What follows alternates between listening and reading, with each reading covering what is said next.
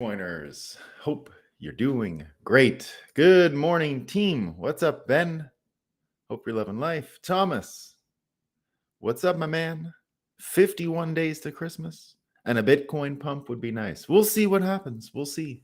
What I can tell you, as Robert is letting us know here, that we've got a sunrise, right? The sun is up. It's a bit gray. It's going to be brighter tomorrow because we got the stupid daylight change savings time in America happening tomorrow, I guess. I thought we were done with it this year, but not quite. But anyway, it doesn't matter because the sun has risen. And more importantly, Bitcoin's running. So all that's left for us to do is have a coffee and talk about what is new, including getting sued by the Illuminati. I'm really happy. But before we talk about what it's like to be sued by the Illuminati, let me share some fake news. Right, Jeffy? We need some fake news this morning, right? How about this one? Jordanian arrested in Houston made statements supporting killing individuals of particular faiths, judge order says. That's according to CNN. I know. Of what faiths? Who knows?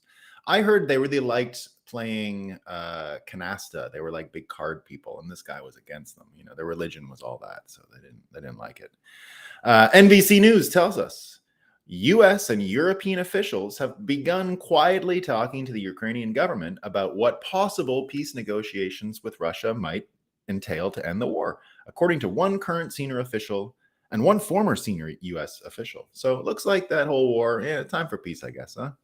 And they've also, the United States government, according to Reuters, has been telling Ukraine, hold on now, Zelensky. White House says U.S. sending smaller military packages to Ukraine due to Congress inaction, right? So there you go. This one's pretty good. We get a judge in, and now remember, which case of Donald Trump are we talking about? Which one? I can never keep them straight. I believe we're talking about New York here. And if it's New York, it's the Trump business and something about the valuations. So that's what I remember. So now a judge presiding over Trump's $250 million civil fraud trial expands his gag order to include Trump's lawyers. Oh, now his lawyers are gagged. I wonder how much further this can keep going. It's like Trump, and then it's like a Russian doll, all right? It just keeps going. So lawyers can't talk now, too. This one's a lot of fun. Okay, Oregon, the state of Oregon in America, right? If you don't know where it is, it's between Washington and California. It's on the west coast of America, largely founded and colonized by Vermonters. Vermont is a big source stock for Oregon. So here's what we know. Oregon has dropped all graduation standards. So all of its students, in the name of equity, get this treatment, right? So what do they get? Well, in public education's latest blunder, the Oregon Department of Education has decided that basic reading, writing, and math skills are not required for students to graduate with a high school diploma. Why not? Who cares? You're not at high school to learn how to read, write, or do math. No, you're there to learn how to hold protest signs and fit your mask, right? It's not about math. Come on, get out of here, guys. That's so stupid. Oh, this is great. The Canadian government, right, has come out and has been, according to the Daily Mail, has said Canadian government is forced to deny bizarre rumor that Fidel Castro is Justin Trudeau's real father. Okay. Now, this one's from the Washington Post. It's really beautiful. Okay, so I'm going to read you two older headlines, and then I'm going to read you one from yesterday morning. Okay, so two older, one from yesterday. So the two older, these are not official Moscow time entries. The one from today is, but you got to read the old ones to understand the new one. Okay, so Washington Post. These students help overturn a book ban. Now they're pushing for a more inclusive education. Wow, great students. Here's another one. Following a record-setting surge in efforts to change curriculums and ban books at school nationwide, the education culture war has now reached high school musicals. Okay, so those were both from the Washington Post. I haven't gone to different publications. Those are both from the Washington Post, right? So They overturned a book ban. They're heroes. And now there's school banning in books, so it's culture war in the schools. Okay, so this is from this morning. 4 progressive teachers in Washington's Muckett-Leo school district wanted to protect students from a book they saw as outdated and harmful. The blowback was fierce. And the book, in case you're wondering, is To Kill a Mockingbird, okay? They wanted to protect them from that book, guys. It's just protection, okay? And the blowback was fierce. Guess what happened? Conservatives pounced. They pounced. Rah! So, now, again, I love when this happens, when I get one more Moscow time entry, but it actually is the bridge into what we're talking about. And this comes from The Hill. Again, The Hill has been really generous today. So The Hill, Elon Musk's immoral, dangerous, failing experiment in free speech. That's from The Hill. Okay. That's a real headline published in a fake news newspaper today. They're still writing this shit. Luckily, Mike Benz is there. He breaks it down. He says, "Come with me on a journey as we will pull apart the latest stinker by the MSN on Elon Musk, fresh off the toilet bowl. La turd laid here if you want to smell it yourself." And he gives the headline. And he says, so the turd pieces layer, this Annika Collier Navaroli, I'd never seen her before, is what he says. I'd never heard of before.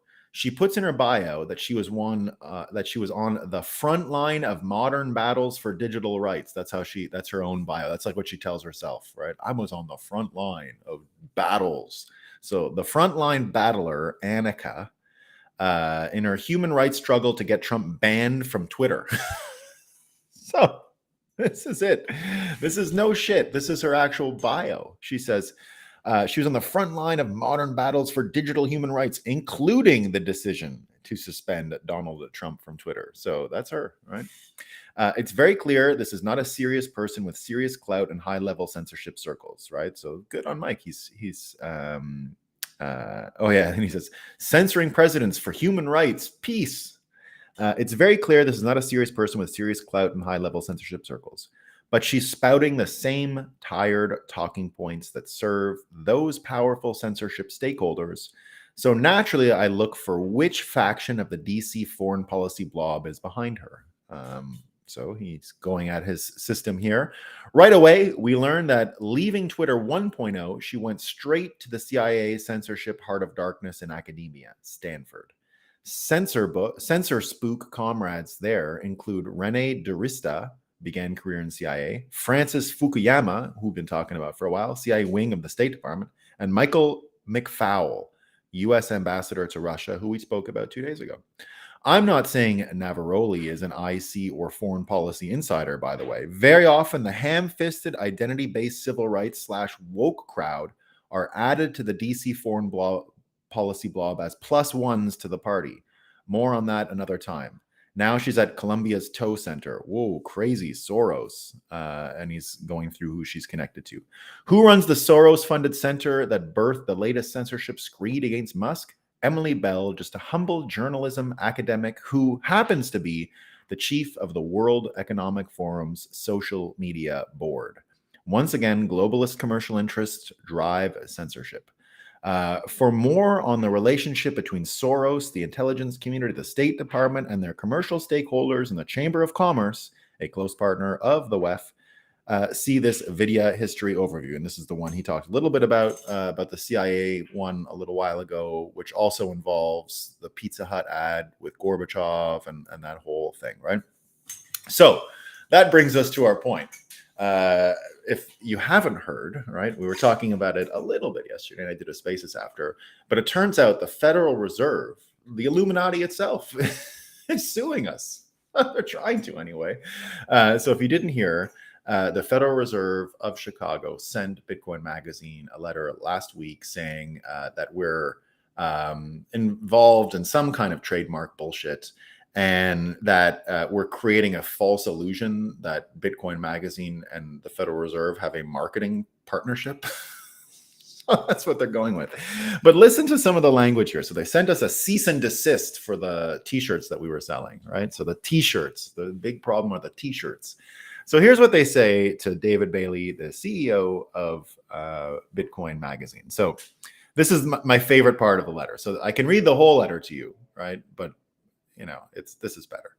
The Federal Reserve is the owner to all right, title, and interest to the federally registered FedNow service mark. The Federal Reserve has extensively used and promoted the FedNow mark and has built up substantial goodwill in this invaluable asset. They call it an invaluable asset. Financial institutions and consumers associate the FedNow mark with the Federal Reserve and its services. The Federal Reserve recently learned that Bitcoin Magazine is selling T-shirts, hats, and other wearables bearing the FedNow name. Oh my God. Bitcoin Magazine's use of the FedNow mark in this manner is likely to cause confusion because people think we're out there selling T-bills, right? We're out there selling US dollars, right? Hey, everyone, have you heard about the FedNow consensus mechanism? It's the most amazing thing in the world. Wait till you hear. You got to use it. It's better than Bitcoin, right? That's what we're out there saying. So what's amazing about all of this? And you got to thank the simulation for all the things that could have happened to us this year, for all the things that could have happened to me. Like, I'm weirdly associated with all kinds of strange litigation that's going around. This isn't my only piece of litigation that I'm like quasi associated with the Federal Reserve, believe it or not. The bank situation when I worked with Kraken, of course, Kraken and Custodia that's the Caitlin Long Bank in Wyoming. So I used to work for the Kraken chartered bank. So when we got the charters, we were supposed to get a Federal Reserve banking relationship. They were supposed to become our bankers. We actually had to buy stock in the Federal Reserve. And get this, so you buy the stock, but they don't even tell you how much there is. They're just like, you got to pay us $20 million for stock. So we did. We got the charter from Wyoming. We were supposed to get a banking relationship with the Federal Reserve. Yet didn't happen, right? So in the end, Custodia Bank, Caitlin Long's thing, sued the Federal Reserve because they went through the same process as we did at Kraken. So there's that one piece of legislation. Then weirdly with DCG, so I'm not associated any longer with DCG, but I was still working for CoinDesk as a advisor up until the trouble at the end of last year, but they hadn't really figured out their budget and all that until their event this year. So I was still receiving regular retainers, right? Sort of like what I charge people for clients. I have modeled a lot of my business like a lawyer would, right? So I'm not a lawyer, but I charge people sort of, some clients anyway, retainers and things like that. So, so my whole relationship with CoinDesk was a little bit in limbo because of the acquisition. And now that the New York Attorney General is suing Barry Silbert and DCG, that's kind of totally upended the ownership sale discussions. And so anyway, it's just a pain in my ass, right? So Letitia James, the one who's going after Trump for the same thing we were talking about here, putting the gag orders, she's also screwing me. But I'm getting screwed by this. It's not like I don't need it for my life or anything. It's not the end of the world. I'm absolutely so marginal to the issue that you can barely create a straight line between them. However, for me, it's a straight line, right? I understand on the outside, I'm not like an involved party with the situation in New York, but I'm nevertheless somehow involved in it, right? Like in this weird tangential way. And the same in this case, right? So Bitcoin Magazine getting sued. I work more on the event. I'm not selling merch or anything like that. I wear some of the merch. We love the merch, right? But the idea now that this is coming after me, it's hilarious. It's hilarious. And somehow, it allows Bitcoin Magazine to be in the center of 2024, and I'll explain why in a second. And what a piece of good news this is. This is like the greatest news ever, right? So, and here's the thing: we all know the Streisand effect, right? We've heard about the Streisand effect before. If you don't know what the Streisand effect is, it's really simple. Years ago, almost 20 years ago, sort of early internet days, someone had taken, maybe even Google Maps type of thing, had taken a bunch of pictures of Barbara Streisand's mansion on the West Coast in California, and she got really mad about it. and she ordered someone to take it down or got a lawyer to get someone to take it down, and because she didn't want anyone seeing this picture, but no one had really seen it yet, right? No one had really seen this picture, and it wasn't a big deal. But her efforts to get the picture erased so that no one could see it turned into a huge lightning rod, and you had more coverage of this thing ever, up to the point where everyone was looking at it, and it's created this phenomenon which we now call the Streisand effect. And the Streisand effect is exactly that. It's when you try to suppress someone from seeing something, which creates the attention by which the whole world ends up seeing it. So some people laughing yesterday that the Federal Reserve has just hired Barbara Streisand for their marketing department. It sounds like it, right? But what's really funny about it, and I think anyway, so here's the way I think we can handle it and the way we're going to handle it. We've said, oh, freedom of speech and these are freedom of speech rights. But we know there is no such thing as freedom of speech anymore. That's long gone, right? This is so far beyond what freedom of speech should even be. There shouldn't even be a question about this in America, yet here we are. And like it didn't even reflexively imprint itself on the lawyers for the Federal Reserve to do this. But the funny thing is this will allow Bitcoin Magazine from here on out, I believe, to be associated with almost all of these huge censorship cases. For example, I argue that we should file an amicus brief, right? So amicus brief is when you can actually sit in on legal cases because you have a real interest in it. And you'll see this all the time. If there's one case for COVID, for example, a bunch of other groups would join the litigation just to be observers and to submit briefs to the court if the cases are aligned enough, right? So in our case, what's really fun is the following, right? Imagine this. So I've been chatting with my Chat GPT lawyers and other lawyers and thinking about this stuff since it happened. And one of the things I've come up with is, what would be fun would be to actually try to enjoin the cases, right? So right now, this is a cease and desist, of course. So we're not even really there. Now, when I say enjoin, right? And when I say enjoin, I mean the Missouri versus Biden case. So we've been following this for a while here. It's something that Mike Benz talks about a lot. It's something that we've been talking about a lot. It's the case of Missouri where a bunch of the COVID people, right, the doctors and these other folks, are suing the federal government for First Amendment abridgment. And the logic is the following. The federal government, because it can't censor individual people, used third parties like Google, like Twitter. And what we learned from the Twitter files is they would use big tech to do what they couldn't do otherwise, which is get a private entity to censor people. That's why you got all of these NPCs going, a private business.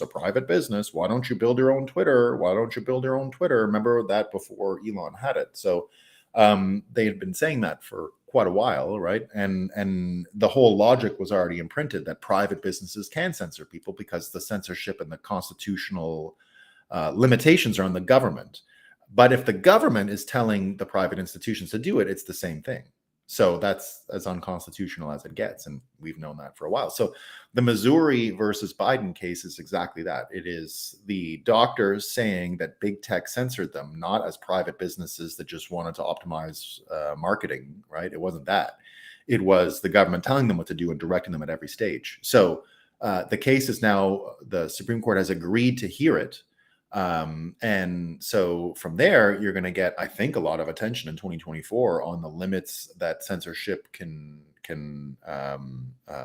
reach when it comes to deputizing private businesses in order to do the job the government is not allowed to do on its own.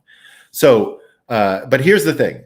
Of course, I don't believe we can enjoin these cases, right? They're not exactly the same. But imagine I asked ChatGPT what the Federal Reserve's defense was. And this is why I think the idea is appealing, right? So here's what I think. If you say to the Federal Reserve, we're going to add you to this litigation where the government is suppressing people, and our case is exactly the same. What's the Federal Reserve's defense? Do you know what the Federal Reserve's defense is? We're not a government agency. We're a private banking cartel. It's not the same thing. No government told us what to do. We're doing it. We're private. So we would never be able to actually join the case. That's for sure. And I've never believed that would be the case. But here's the thing. We can probably get in there as an amicus brief. I think that's possible. But going further to enjoin them, right? So totally not possible. And I never thought it was possible, but it's a trap, right? You say enjoin, and then you force the Federal Reserve to defend itself by making the point that almost no Americans make, the point we would like to make at scale, which is they're not the government. They're a banking cartel, private banking cartel, all right? Imagine to defend themselves in this case. So apparently the Federal Reserve has only been in like 10 pieces of litigation in their history. I'm involved in 2 of them. In 2 of them. What the fuck? So I'm involved in 2 of like, I'm involved in 20% of all litigation the Federal Reserve has ever experienced in its entire 110-year history, which I mean, I'm pretty happy about, right? You know, I thought I had accomplished a lot when I became a terrorist with the truckers protests. I was really proud of myself. I'd made it. I'd become a terrorist, and it was awesome. And I was so proud of everyone who did it with me. But this is even better, to get sued by the Federal Reserve. So in the other case, that's us going at them. So it's not really as braggable, right? Like we're like, in the case of the banks, we're suing them, right? So that's cool. That's cool. I like that. But I can't be bragging, because it's like you can take a legal case against anyone, right? I can't say, oh, I'm suing this person and it's really cool, right? But if they sue you, it's much better and more bragging rights, right? So pretty soon I can brag about getting sued by the Illuminati, that I'm an actual terrorist. So, I mean, life is looking great for this Bitcoiner, right?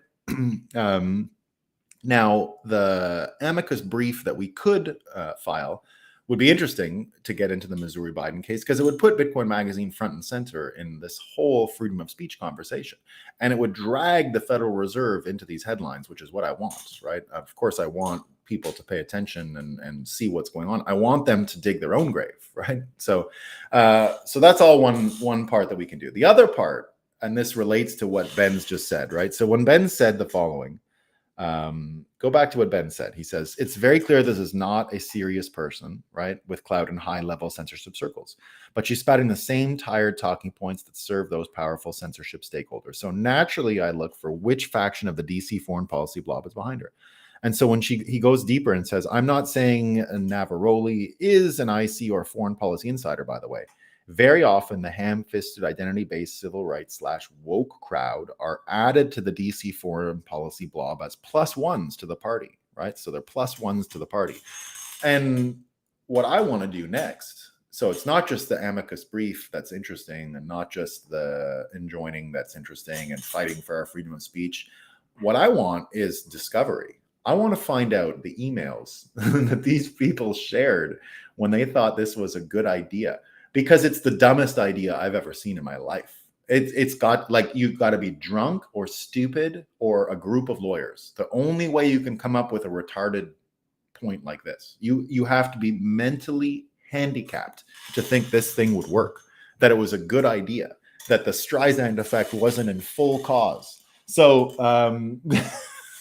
the thing is, they're going to go, and I think if we did discover, we'd find out that they've got some very low IQ people involved over there.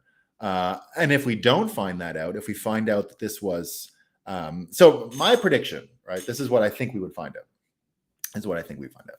I think we would find out that they don't like us, right? So that's first of all, because we challenge their technology, their settlement network, the Fed now. Whoa, is so great. We can't criticize the engineering of a network. Oh my God.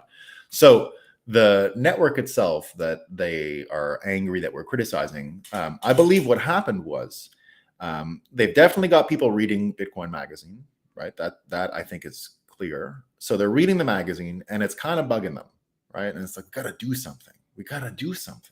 Right? We got to do something. So they go and do something, right? And this is what they come up with. Now, if we did discovery on this and we found out the brain dead communications between these people, I think we would have a real scandal on our hands and it would be a lot of fun. So we are praying for the simulation to deliver unto us the lawyers who thought this was a good idea. I want to meet them. I want to hear from them. I just want to hear where they're coming from, because they look like these +1s. These are the +1 foreign policy blob people that Mike Benz is talking about, right? Very low IQ, very stupid. And they're not going to have so much fun staying poor, I don't think. it's going to be a lot worse for them. They might have an idea of what things are going to look like in the Fed in the future with the Fed now working, but it's going to be different than what they think. They have an idea. It's going to be different. You know, I almost got into a fight once. I was on a intercity bus, right, which I never take, and something happened. I think I had a car trouble. I had to get somewhere. I had to get to Toronto, and so I'm on the bus, and there's a guy. So I have my headphones in, so I'm not really hearing anything. But when I take them off, I hear someone behind me playing their music so loud that I'm shocked, right? So I get out of my chair, and he's sitting in his, and I tell him, "Hey, shut that off," right? But I didn't know people have been complaining about it for a while because I had my headphones in, right? There's not even headphones. He's just straight up listening to the music loud, right? So, and it's like gangster rap, tough guy stuff. But he's a short little white guy, right? Of course. So he tries to stand up out of his chair. I'm a pretty big guy, right? I'm not huge, but I'm 6'2" or something like that, nearly 200 pounds. So he tries to get up, and I just like tap his shoulder to keep him down, right? Because if you're sitting in a chair and I'm in the hall, like you can't really get up. So I just pop him down, right? And he starts going on, but right away, there's a couple other big guys that sort of have been angered and just were waiting for someone like me who could say something, right? Because by the way, that is one of the things that makes Canadians as dumb as you can imagine. And what I love about New York City, the forthrightness, everyone's sort of quick to complain about cheaters and scammers and things like that. I love, if you're in New York City and someone jumps a line, the whole place goes crazy and just points at them. And there's people who would jump in solidarity to help you. If there's just someone saying, "Hey, you're cheating," there's people who won't even know what's going on and just jump in and yell because they just want to do that as a hobby. Like that's how much that stuff goes on. If you go anywhere else in Canada, right, that's in America, that's in New York City. If you go in Canada and someone jumps a line and you say something, everyone is like, they don't want to make a scene. You know what I mean? Typical stupid Canadians. So, you got to be polite. Oh, what if someone gets offended? Right? Ugh, gross Canada. So, but they came and they went like that. So he goes to stand up in the chair and I pop him down.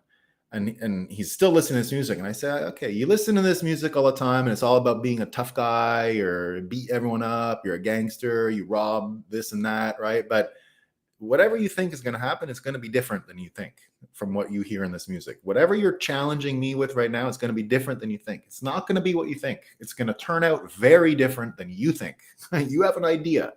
You are, I don't want to be making fun of short people or anything, but a 5-foot fuck all fella ain't going to do much damage to me, right? It's just not going to, unless they're judo crazy people, right? That really know what they're doing. But this guy was not that, right? His underwear were showing and the whole bit, right?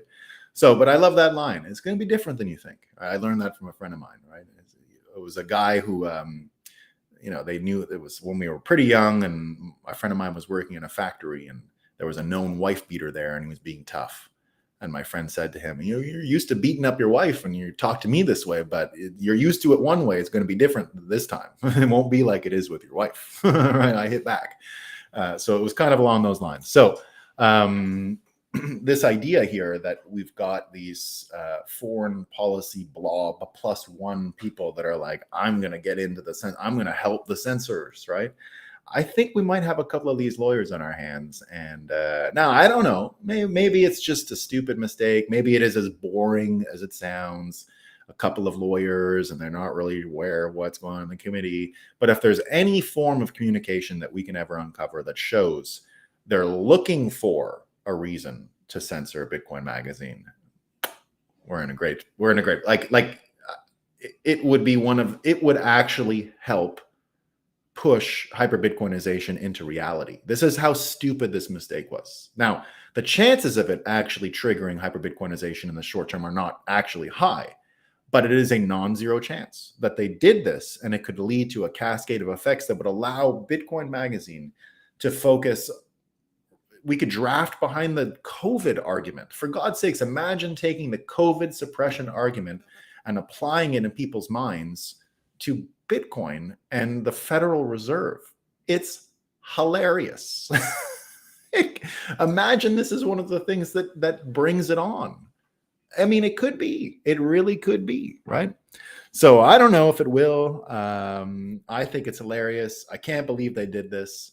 I think we're going to have a good time with it, and there you go. So let me see. I got a few other things today. Not too much though. It's a short day. Hold on a second. Why isn't that coming in? Well, anyway, yeah, there we go. So,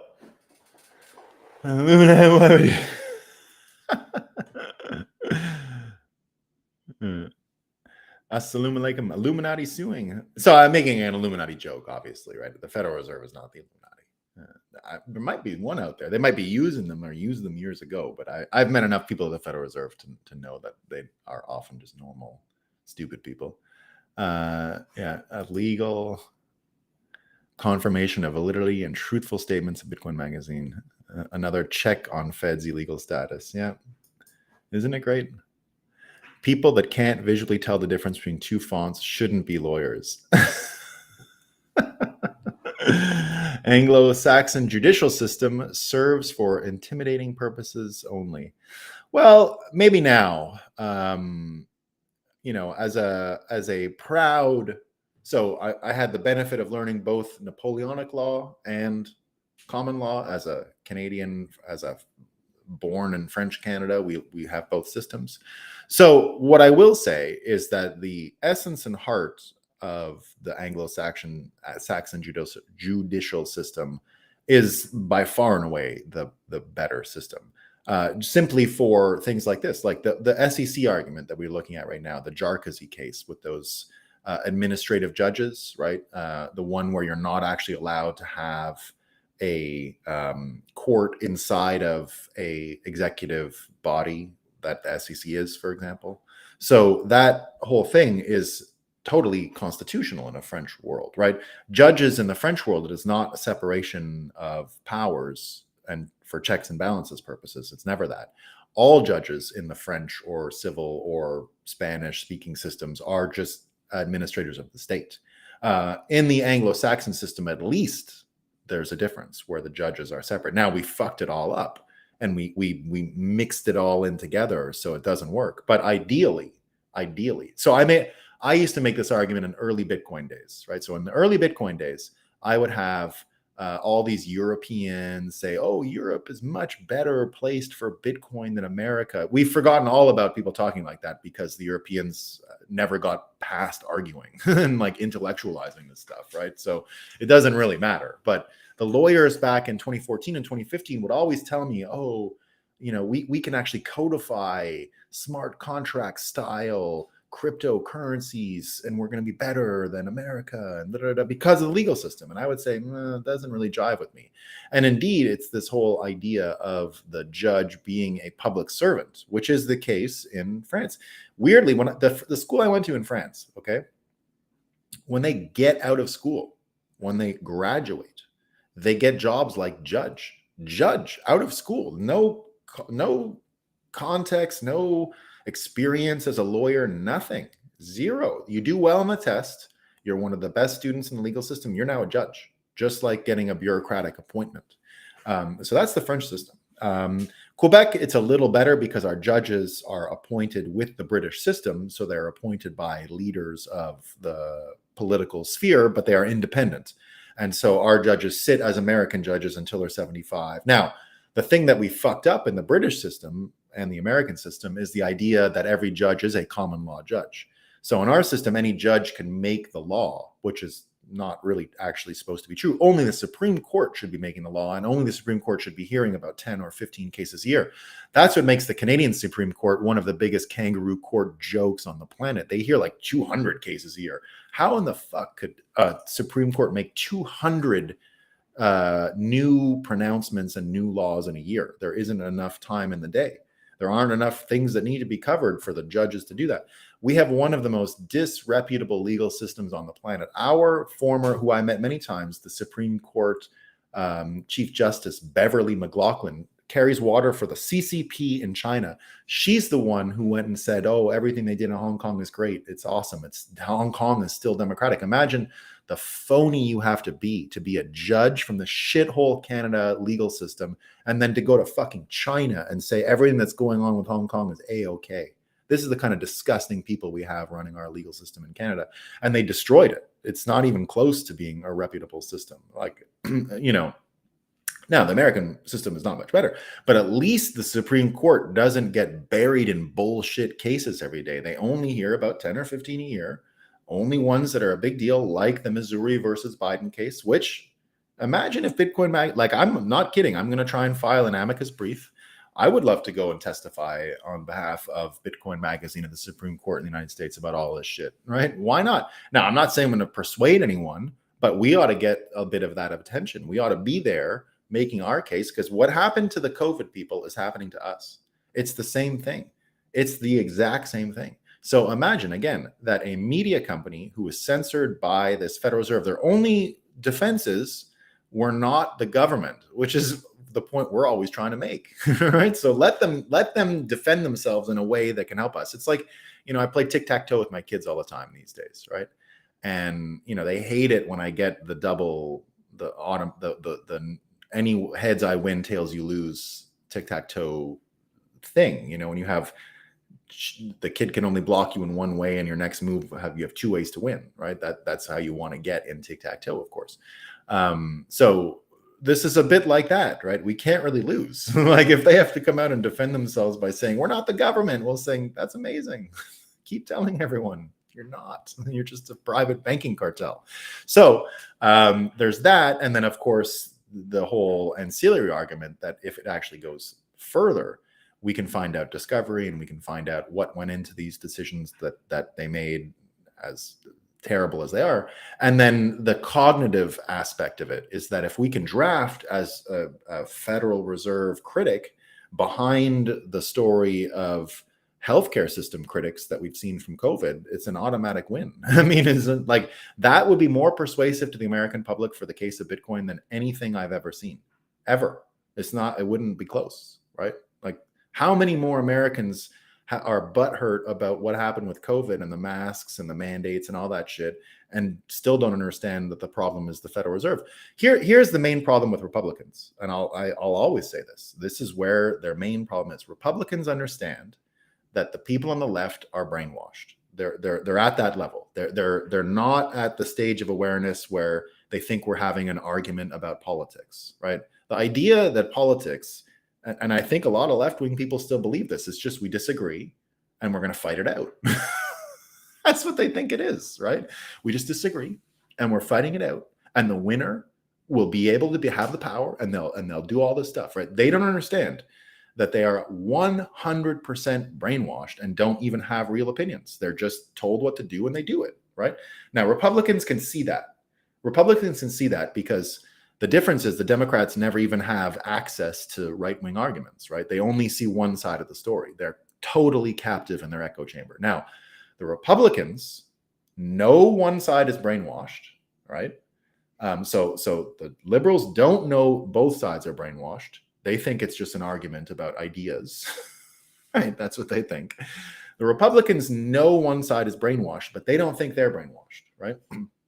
Because they see both sides of the story. You can't miss the left-wing worldview. It's shoved down your throat every day, right? So there's no avoiding it. Whereas left-wing people can avoid the Donald Trump worldview because it's completely hidden from them. They have no idea what's happening, right? So because they still think the news is like where you go to get the news, and it's just a fair place where we're arguing stuff, right? So, but here's the problem with Republicans. They're slightly more aware than Democrats, right? Because they know one side is brainwashed and there is brainwashing, and that we're not doing a thing like arguing, but that's not what's happening. We're just trying to manage mental illness. That's it, right? That's all that's happening. There is no debate, even Bitcoin versus the Fed. It's mental illness at scale being managed by people who are trying to keep their sanity. That's the Bitcoin versus fiat world, right? If you go to the political world, one side is brainwashed. The other side knows one side is brainwashed, but think they are getting the right information, right? Without understanding that there is a level of brainwash on top of the Republican, which is much more pervasive and subversive than anything they're aware is being done to them, which is the US dollar incentive structure around them, that defines reality. The idea that their money and their wealth and all that is reality, right? They're forgetting, and that's what the black magic of fiat does.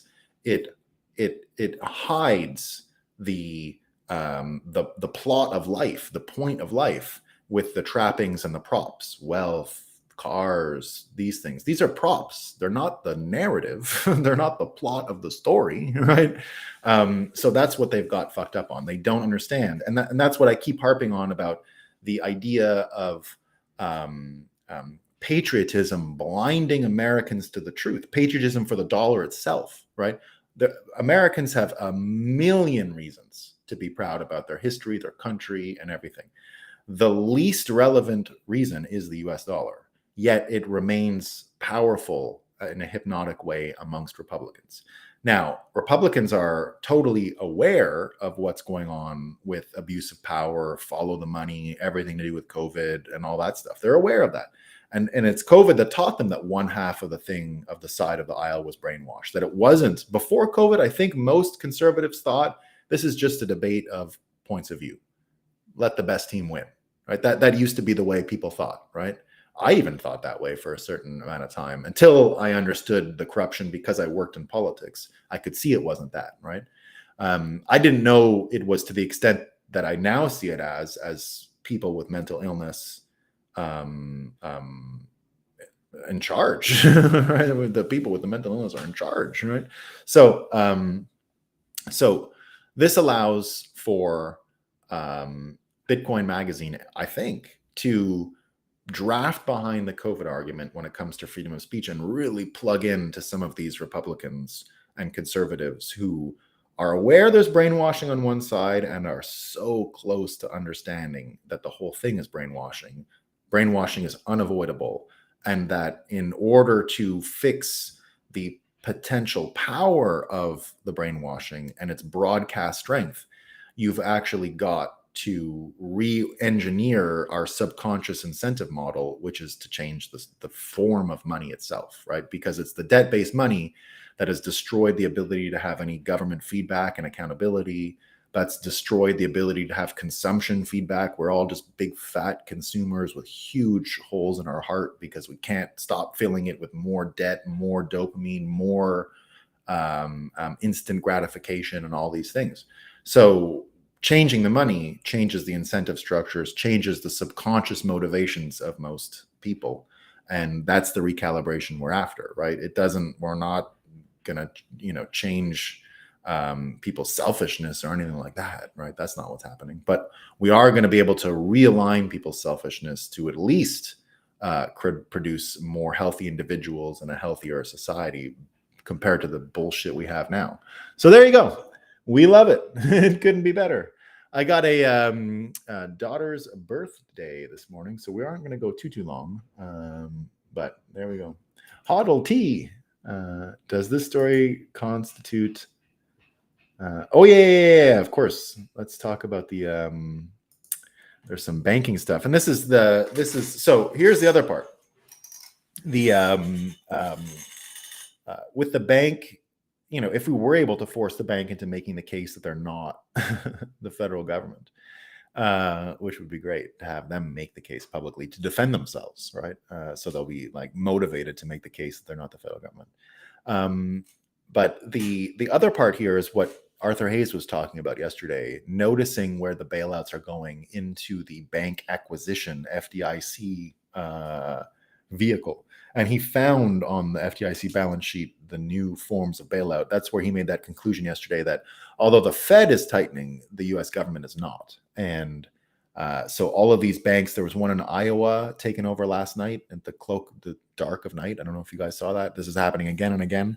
Let me make sure I have the story here, but that's what I saw. Geez, what's going on? Okay, I know what's happening. It didn't sync those ones. Okay, 1 second.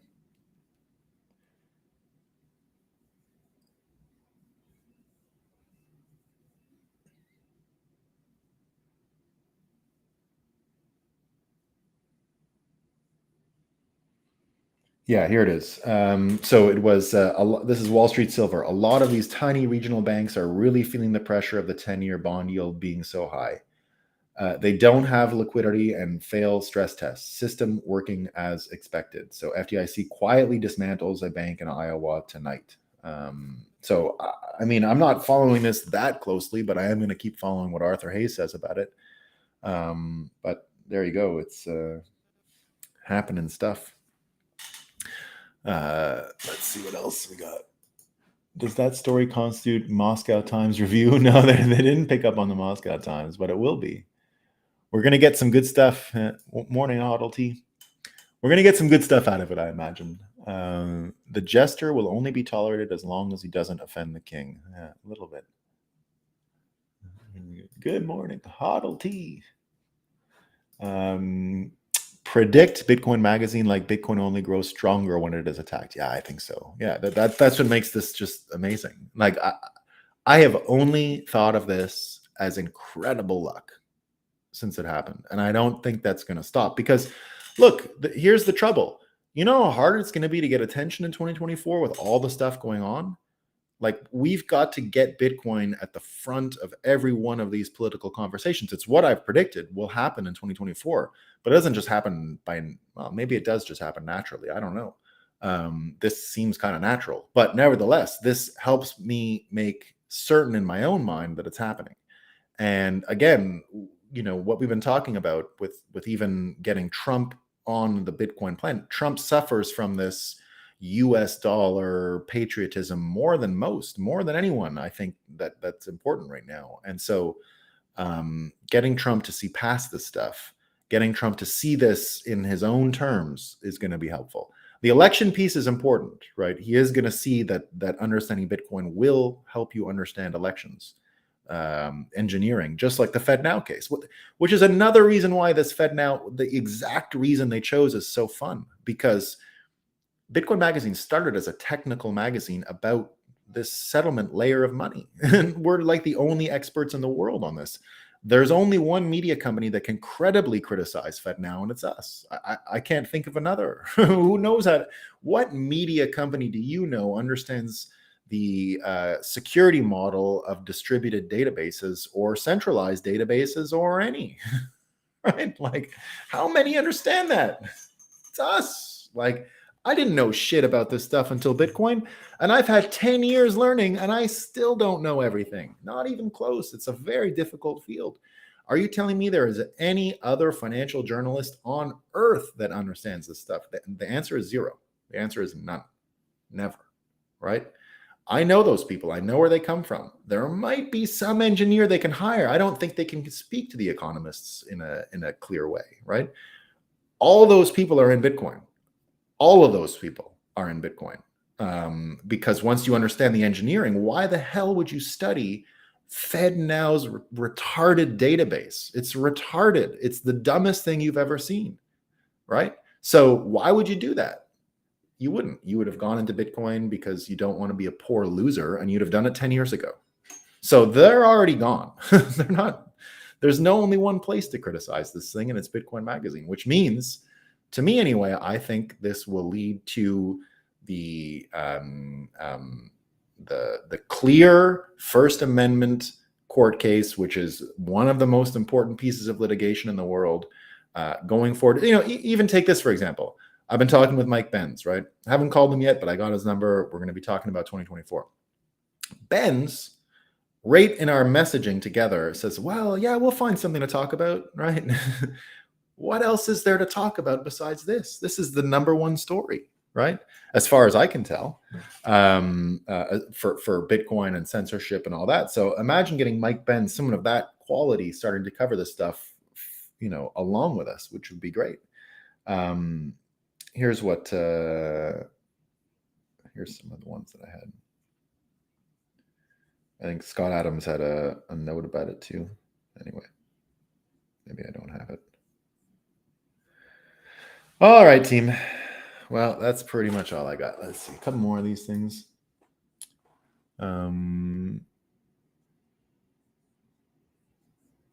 Yeah, Friday and Sunday nights. That was the that was when they took that bank over.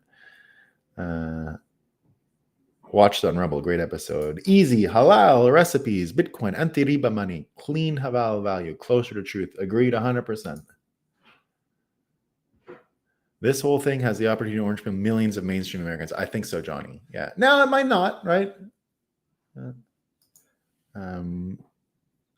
Sheesh, that bank that failed is where I grew up crazy. Yeah. Yeah. Well, I mean, they're all, truthfully, Jared, they're all insolvent. If they didn't have the repo happening right now, think of the repo, the overnight reverse repo thing. Think of that. And it's been this way since 2019.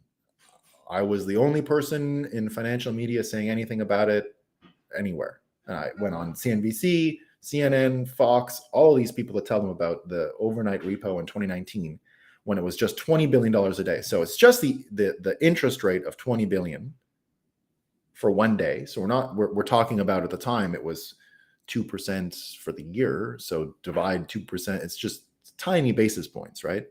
But at the time, that the fee basically that is paid by the Federal Reserve for people to house the money with them, it's not debt, it's just paid to them. It's like a subsidy, right? Think the whole repo, forget about the mechanics for a second. What you need to understand about it is this: the net effect of swapping money, which doesn't create debt, right? They're not depositing the way you and I would deposit. They're depositing like they would at Kraken with our bailment.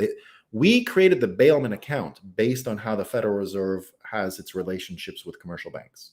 It's a copy. It's a direct copy, right? And what I've been saying for a long time is, because I had to come up with what a Bitcoin bank is. And my theory was this part, right? It's basically the Reserve Bank having its relationship with the commercial banks is what we should replicate, because it doesn't create debtor-creditor relationships, which is fundamentally important in the Bitcoin world, right? That's how it's the closest way to, it's not your keys, like you gave the keys over, but it's your coins. It's not exact, of course, it's not perfect, but in bankruptcy, like you can't commingle deposits at the Kraken and Custodia banks. We can't lend out on deposits, right? If everyone deposits, we can't make fractional reserve lending. None of that was allowed, right? Rehypothecation was banned. That was our license. That's how we got it. So the piece around what was I saying? The literacy. It was the bank. Oh yeah. So the overnight rate, right? The overnight rate. We wanted to sort of participate in that. We copied that from the banks. The overnight rate is, so forget everything about repo for a second. Forget even what I said about the bailment. It's just not important for what's actually going on. I wanted to just move it all out to isolate the one thing. It's a swap. There's no debtor-creditor relationships, but you put a bit of money on top to make it make sense. So it's not just $1 being swapped for $1 of T-bills. So in the end, the interest rate, which is the basis of our entire system, because that overnight rate for the repo market is what sets the long-term lending rate. Everything is supposed to derive from that basic overnight rate. So when they grew the repo to $2 trillion, now we're talking about a real subsidy. So the banks would all be insolvent if it wasn't for this money being injected into them daily. This is defibrillator stuff. Think of the overnight repo thing. This is how I think of it. I think of it as a defibrillator. The patient is dead, but they need a heartbeat. So what they do is they inject the cash into it and they get a heartbeat every time. Whoa, it's alive. It's not alive, right?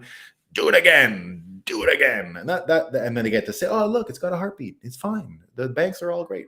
They're all insolvent. All. There isn't one left. They're all gone, right? Now they get, as far as I can tell, and I'm only going on what Balaji is saying and what I can understand myself. Of course, there is not a secret sheet out there with the balance sheet of all the big commercial banks and they're all gone.